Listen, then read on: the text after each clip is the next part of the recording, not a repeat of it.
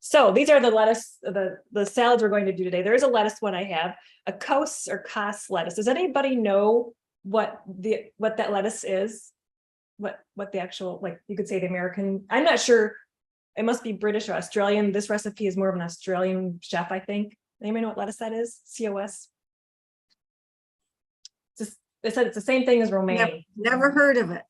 I hadn't either. I had to look it up because I was like, where am I going to find that? But it just says romaine. So, and I looked it up online. It said romaine lettuce. So that's what that is. And then with green onions and dill and oregano. And actually, this recipe calls the green onions. That's another funny thing. Well, to me anyway, just not used to it. They say they're long shallots. Right. So 4 long green shallots. That's another term for your green onions. Yeah. Yep. All right. And then we're going to go over a quinoa Greek salad recipe.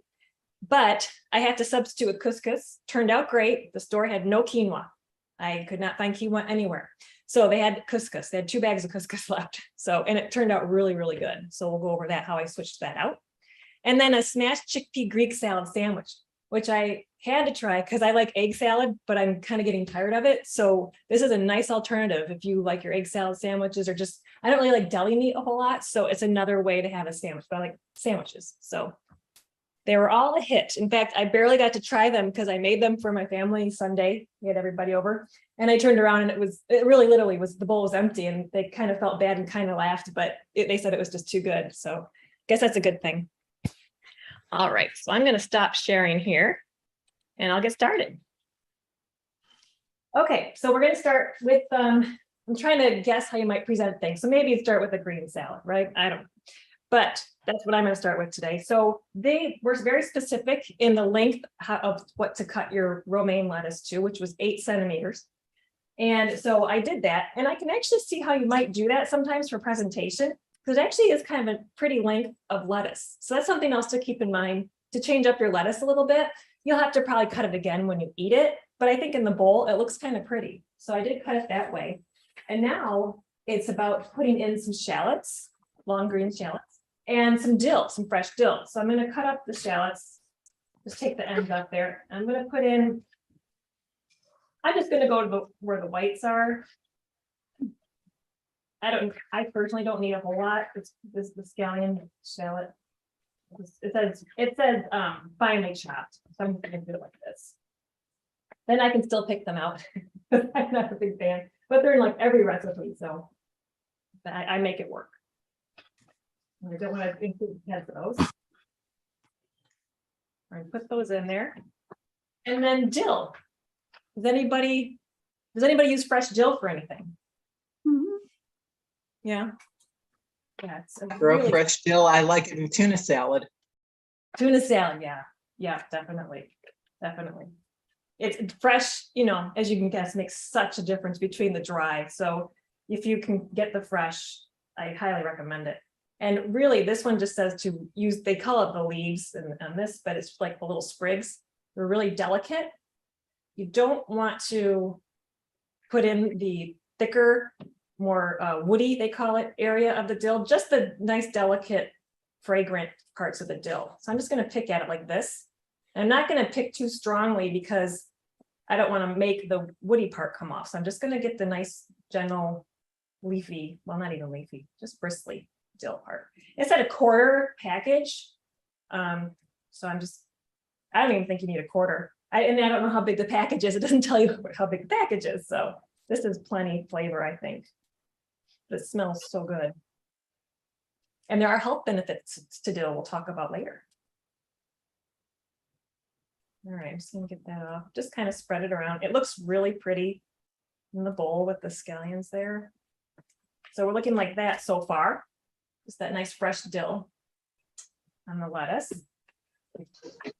And then we're going to, we all put it in a large bowl, and then we're going to make the dressing. So this dressing has a lot of little parts to it, and it actually calls for extra virgin olive oil. I'm going to use avocado oil instead. There's a reason. The reason is my husband got the wrong olive oil at the store, and that's okay, because actually I love avocado oil. I like it even better on salads. It's even a milder taste. If you have a very sensitive palate, you could say. This is a great alternative if you don't even want the olive oil taste at all. Although you can get really nice tasting olive oils, but I'm going to use avocado oil today for my dressing. And it's just a 1/4 cup. And I recommend just making your dressing directly in a measuring cup because then it has a little spout, right? So I'm just going to put it in there. And of course it has the measuring to a 1/4 cup. And then 2 teaspoons of red wine vinegar. Put that in there.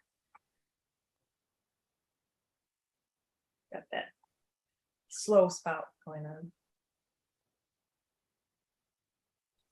And then 2 teaspoons of lemon juice. You can see it's a really nice flavor, light, I should say light flavor, summery. I thought this seemed like a summery salad. So 1, 2, 1 garlic clove crushed. Well, guess what? I've got the squeezed garlic. Love this stuff. Does anybody else have the squeezed garlic? This bottle of squeezed garlic? It is so handy. Hard to find. I buy one every time I see one. You basically squeeze out some fresh garlic. So a 1/4, let me see, half a teaspoon is 1 clove. So I'm putting half a teaspoon. Use my half teaspoon. Ooh, you can really smell that. And it does come out in globs, so you might want to put it on a little teaspoon so you don't get too big a glob. You can always add more if you like garlic a lot. Put in less. And then we have a cup of Dijon mustard. I'm just using spicy brown mustard. That gives it a little more kick, but Dijon mustard would certainly, that's what this recipe calls for. Again, I couldn't find the Dijon mustard. Our stores are very bare right now. So we're going to do some spicy mustard. And we're going to put this, oh, did I get the right, just a whole teaspoon, not a half teaspoon. And that's a really nice grainy mustard. And then some dried oregano. Greek if possible. I just have the regular oregano. So we're going to put in a teaspoon of that. So, Pam, was that garlic paste? Or No, was that it's- minced? Yeah, let me, oops. And how does that compare with, garlic you can get in a little jar? It's probably the same. I just like the squeeze to it, which Oh, makes it. yeah. Convenient. Exactly. It's just garlic, water, citric acid, and some xanthan gum, I guess. To keep, so yeah, that's it's just like probably the jarred garlic. Yeah, but it's all ready for you. You don't have to mash it up or anything. All right, and then a teaspoon of runny honey. Kind of rhymes. So I'm going to put this in the microwave. I figured out 8 seconds is perfect for my microwave. When you have runny honey, that sounds funny, that'll incorporate better, right? It'll spread out better. Because if you left it really thick, it just sticks in one place when you make a dressing. So that's actually a nice tip for any dressing you see that has honey involved. A lot of times it doesn't say to microwave it or make it thin, right? So remember, keep that in mind if you ever see a recipe with honey, because I've seen that before where it just was a clump in my dressing. So I'm going to do 8 seconds.